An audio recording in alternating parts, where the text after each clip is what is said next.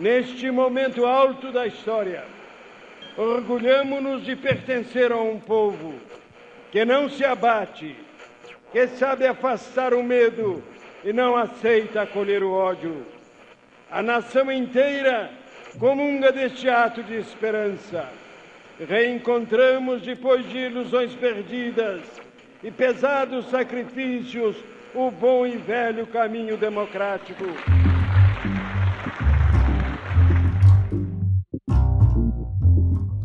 Política é um tema que divide opiniões, desperta paixões e suscita utopias.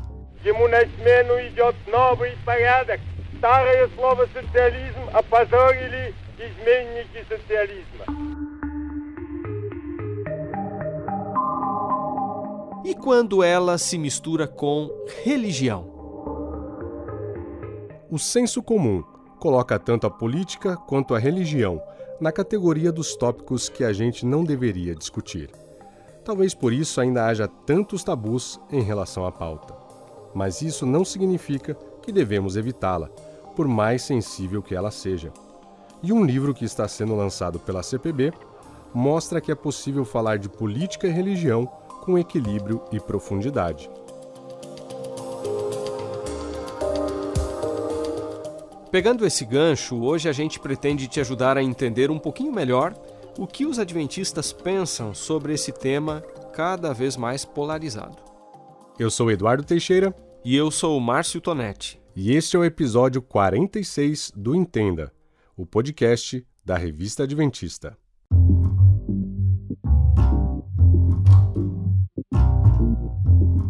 A polarização é um fenômeno que se fortaleceu nos últimos anos.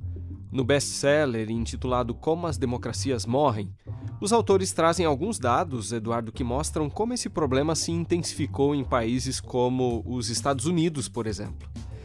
Só para a gente ter uma ideia, na década de 1960, 4% dos democratas e 5% dos republicanos ficariam descontentes se seu filho ou filha se casasse com alguém que se identificasse com o outro partido. Em 2010, os números indicaram que 33% dos democratas e 49% dos republicanos ficariam infelizes, entre aspas, com um casamento assim. Já em 2016, um levantamento da Fundação Pew mostrou que 49% dos republicanos e 55% dos democratas tinham medo do outro partido. Olha só, Tonetti, a realidade brasileira não é muito diferente, porque de acordo com uma pesquisa divulgada pelo Instituto Locomotiva, em abril, 8 em cada 10 brasileiros acham que o país está muito dividido sobre política, e 7 em cada 10 não conseguem dialogar bem com pessoas que têm opiniões políticas contrárias. E tudo indica, Eduardo, que além de ser um fenômeno global, a polarização foi agravada pela pandemia. Aliás, outro estudo feito no ano passado pelo Pew Research Center em 17 países, com base em mais de 18 mil entrevistas, mostrou que 61% das pessoas pesquisadas acreditavam estar mais divididas por diferenças de pensamento.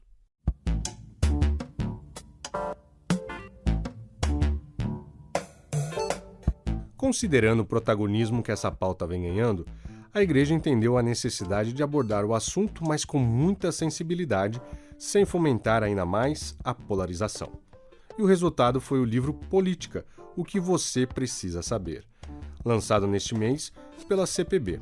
A obra, que faz parte da série Essencial, tem 160 páginas e foi escrita por Marcos de Benedicto. Pastor, teólogo e escritor, ele tem um pós-doutorado em teologia pela Universidade Andrews, nos Estados Unidos, e trabalha há mais de 3 décadas na CPB. Atualmente, é editor-chefe da instituição, além de ser o responsável pela Revista Adventista. Mas e como será que o tema da política cruzou o caminho do Marcos? Talvez você não saiba, mas na infância e adolescência, o autor, que é mineiro e cresceu no município de Campestre, sonhava em ser presidente da República. Na juventude, chegou a liderar uma associação de estudantes. Porém, acabou deixando de lado suas aspirações políticas para ser um ministro do Evangelho. Pastor Marcos, seja muito bem-vindo mais uma vez aqui ao nosso podcast. O pastor Eduardo já comentou brevemente a respeito da sua relação, né, com o tema da política, mas nós poderíamos começar falando um pouquinho mais sobre isso e trazendo também alguns detalhes dos bastidores da produção do livro? Olá, Márcio, Eduardo e amigos ouvintes. É uma alegria participar desta conversa sobre política, um tema que realmente desperta muitas paixões. Quando eu era menino, conforme o Eduardo mencionou, eu morava numa região rural, no sul de Minas, e lá não havia nem luz elétrica na época, mas a gente tinha boa literatura para despertar sonhos e estimular a imaginação. Eu era um menino que lia no escuro, mas recebia muitos lampejos das leituras. Além de comprar livros e revistas, meu pai era assinante de um importante jornal, o Estado de São Paulo, que continha análises políticas nacionais e internacionais, com aquela pose de quem controla o destino do mundo e se vê no direito de alertar os governantes. Assim eu comecei a me interessar pelas notícias e colunas políticas e decidi na minha cabeça que eu queria ser presidente da República para fazer o bem, praticar a justiça, beneficiar a população, promover o desenvolvimento sustentável. Bem, meu programa para consertar o Brasil estava prontinho na cabeça. Por incrível que pareça, eu tinha boa consciência política, só não sabia ainda da complexidade e dos desafios da vida pública.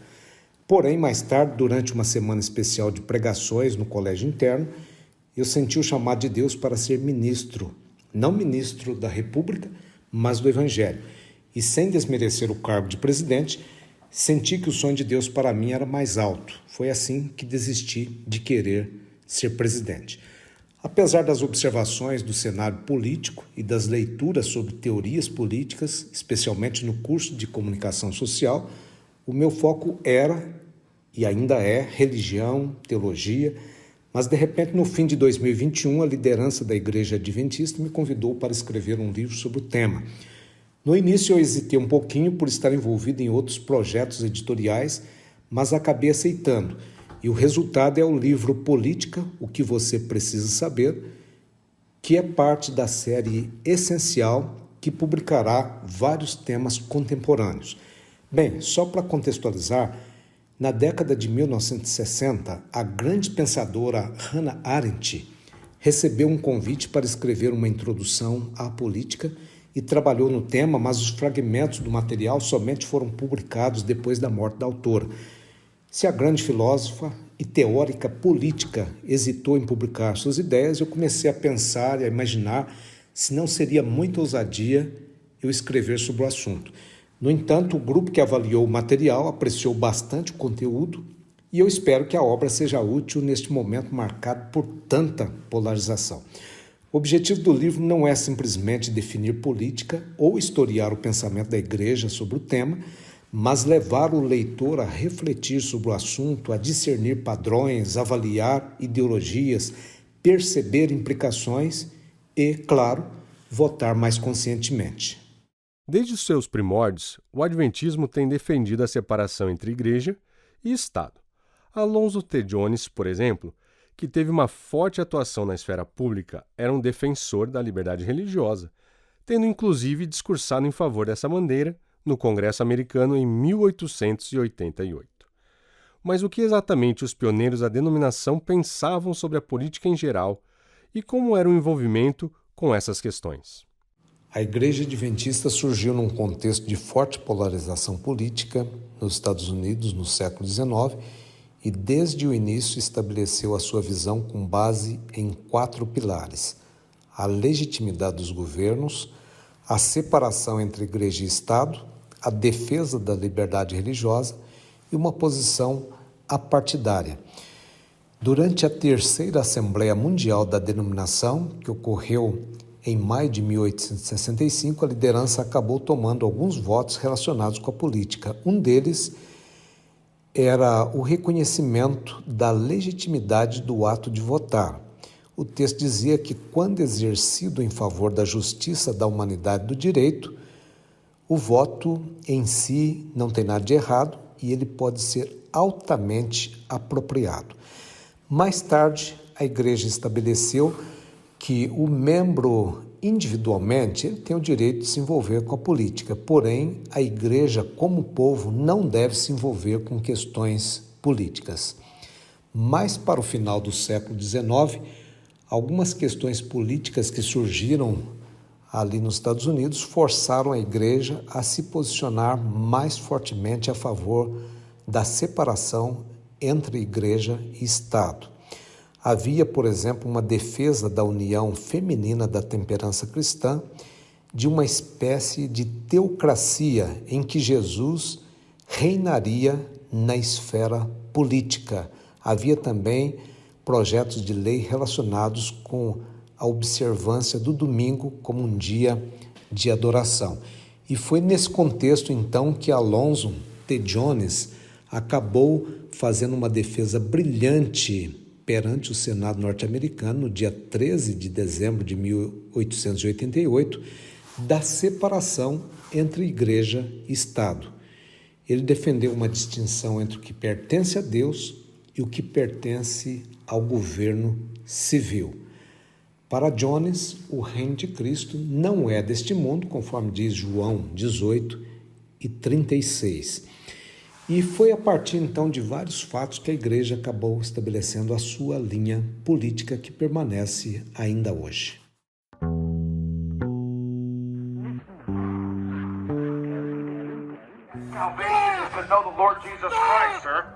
Quem pode parar nos Estados Unidos a interferência política dos fundamentalistas religiosos? O fenômeno, cujas raízes estão fincadas na Guerra Civil Americana, quando parte da igreja apoiou a manutenção da escravidão, viveu seu ápice moderno na gestão de Donald Trump.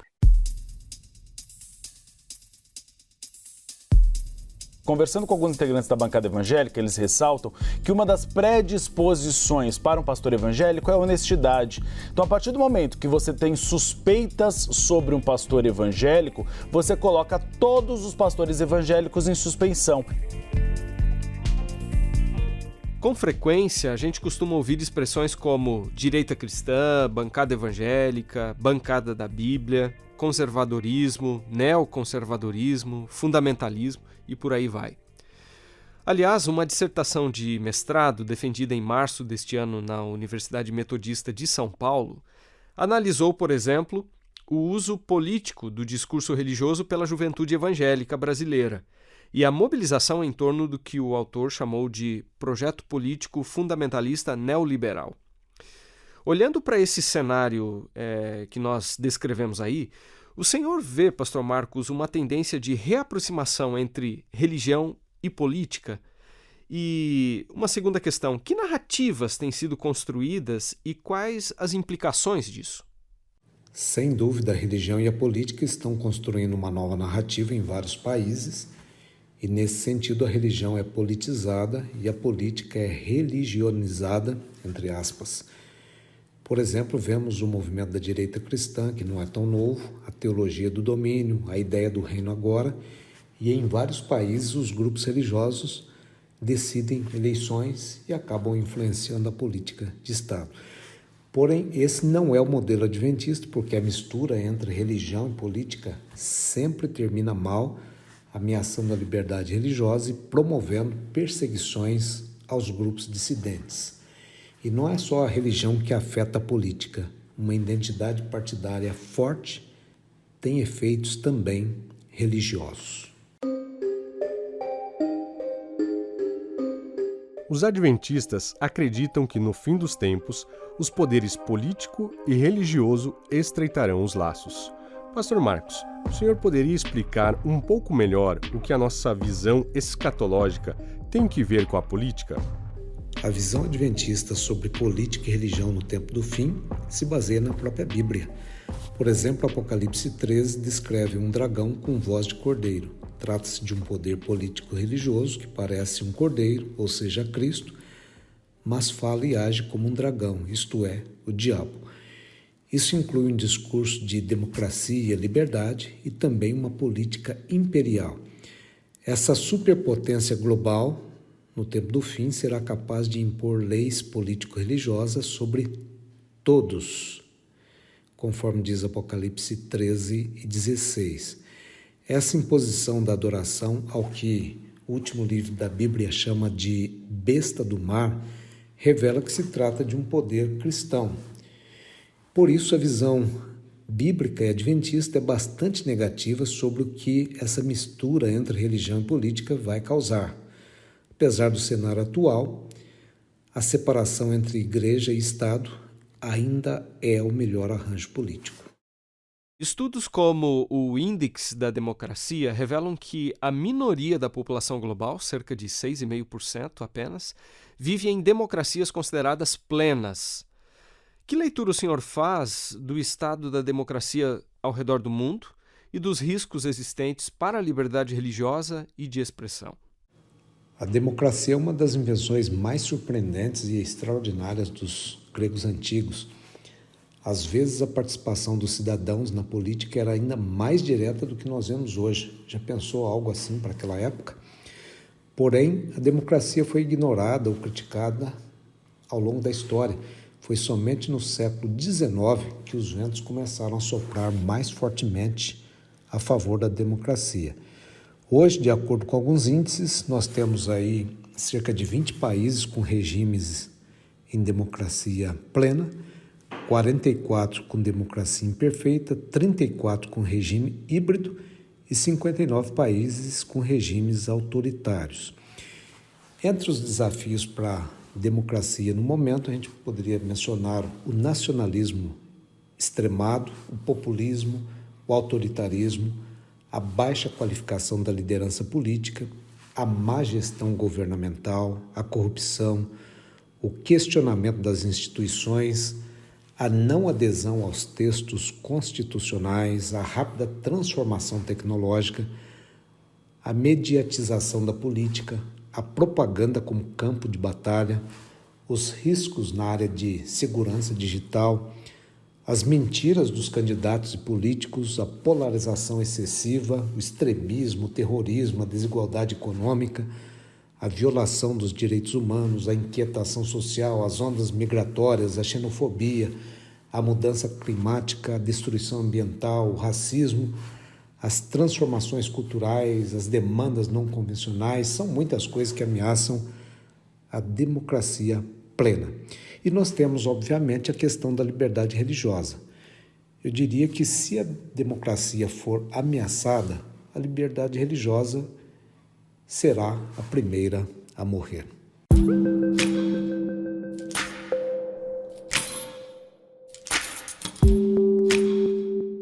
Gib du jetzt deine Stimme ab. Wenn ja, dann tritt für mich ein, so wie ich für dich eingetreten bin.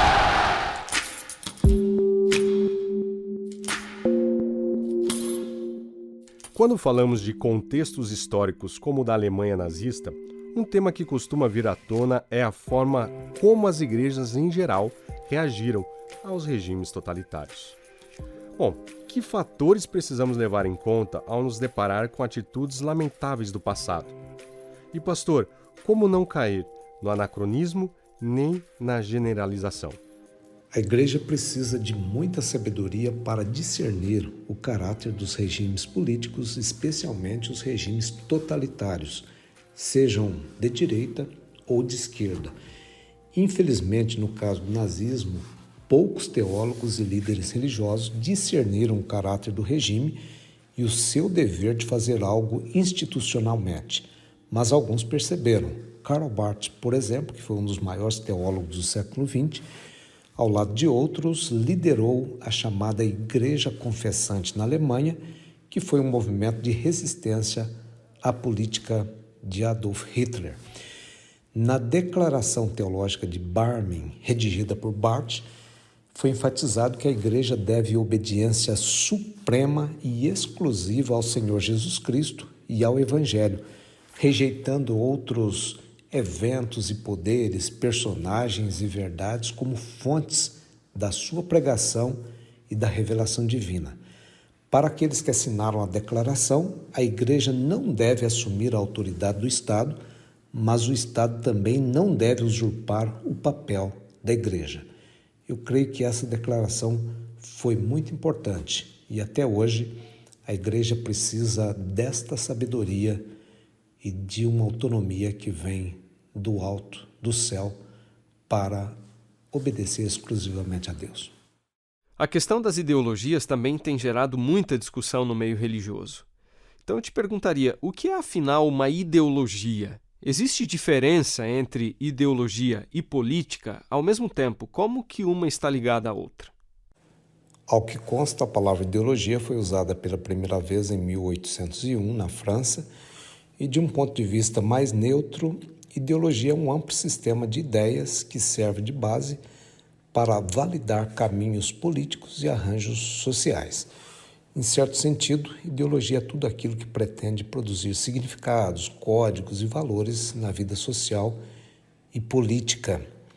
Eu acho que o importante é saber que a ideologia está presente em todos os discursos, ações, práticas, rotinas do dia a dia e nas concepções políticas. Os regimes totalitários, em especial, costumam usar a ideologia para tentar explicar a realidade e vender uma ideia para as pessoas e a sociedade. E o cristão deve saber interpretar a política com a consciência de que ela pode vir embrulhada numa ideologia ou trazer uma ideologia no seu interior.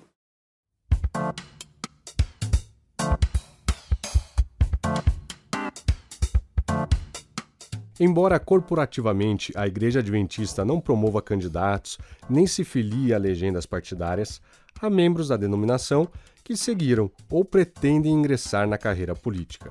Pastor Marcos, é possível ser adventista e ser político?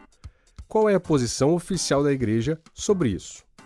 É possível ser adventista e ser político, mas não como representante da Igreja. Em 2017, a sede sul-americana da Igreja Adventista elaborou um documento que foi revisado em 2020, intitulado Os Adventistas e a Política. Esse documento estabelece, por exemplo, que os membros que se candidatarem a cargos públicos eletivos deixem as suas funções na igreja local durante o período da campanha. Já os pastores e outros funcionários que decidirem lançar a sua candidatura devem deixar também o seu vínculo de trabalho com a organização.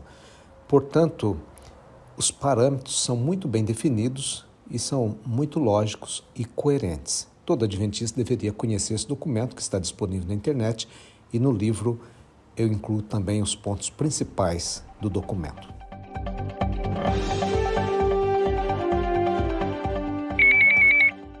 Esses sons são bastante conhecidos da gente aqui no Brasil, né, Pastor Marcos? Agora, é importante nós dizermos que, especialmente em época de eleições, as emoções afloram e, desse modo, muitas pessoas acabam se envolvendo em acaloradas discussões políticas. Que recomendação o senhor deixa aqui para os nossos ouvintes? Infelizmente, nós vivemos na era da polarização. A polarização inclui a crença de que você está irrefutavelmente correto e, portanto, os outros estão totalmente errados. Há um investimento emocional muito grande na visão do seu partido, do seu grupo político, do seu grupo ideológico, porém isso, em exagero, é mortal para a democracia.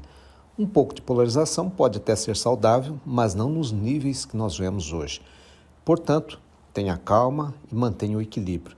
O cristão, afinal de contas, é chamado para reconciliar e unificar e não para polarizar. Bom, olhando para o futuro, as profecias bíblicas preveem o fim da política nos moldes como conhecemos e a implantação de um novo regime, vamos dizer assim, né? Com o perdão do spoiler, que política dos sonhos é essa que o senhor menciona no último capítulo do seu livro, Pastor Marcos? De acordo com o calendário profético, nós vivemos no fim dos tempos. E esse tipo de fim traz muitos fins. Nós tivemos, por exemplo, no passado, Nietzsche falando a respeito do fim de Deus, Marx falando sobre o fim do capitalismo, Sam Harris falando sobre o fim da religião, Daniel Bell falando a respeito do fim das ideologias, depois Lyotard falando sobre o fim das metanarrativas, Francis Fukuyama falando sobre o fim da história, e nós temos muitos fins e, à medida que o mundo vai se complicando, nós vemos que a política também terá um fim. Aliás, todo tipo de política acaba tendo um fim e sempre tem um novo início. Porém, a Bíblia apresenta o quadro de que um dia este cenário político chegará ao seu fim. No livro de Daniel, no capítulo 2, versículo 44, nós temos uma frase muito conhecida ali, do profeta explicando para o monarca da época, o rei Nabucodonosor.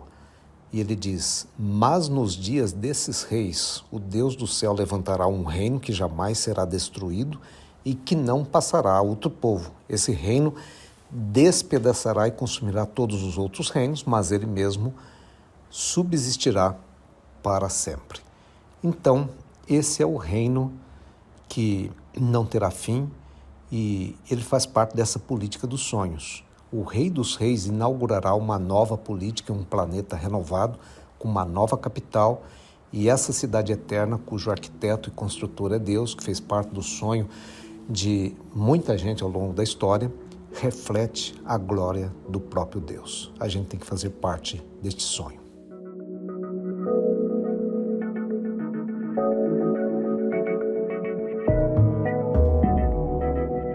E aí, Eduardo, qual que seria então o ideal? Religião acima da política, religião como política, religião na política, uma religião mais política, religião fora da política, religião não política ou religião abaixo da política? Bom, Tonetti, essa questão foi levantada pelo próprio pastor Marcos em uma palestra recente que ele fez no NASP Campus Engenheiro Coelho. E a gente deixa a mesma pergunta para você, ouvinte, refletir e tirar suas conclusões.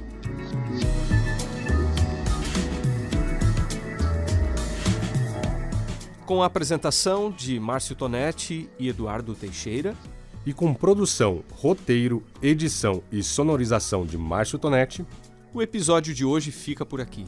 E se você gostou, compartilhe aí o podcast com seus amigos. A gente espera continuar contando com a sua audiência.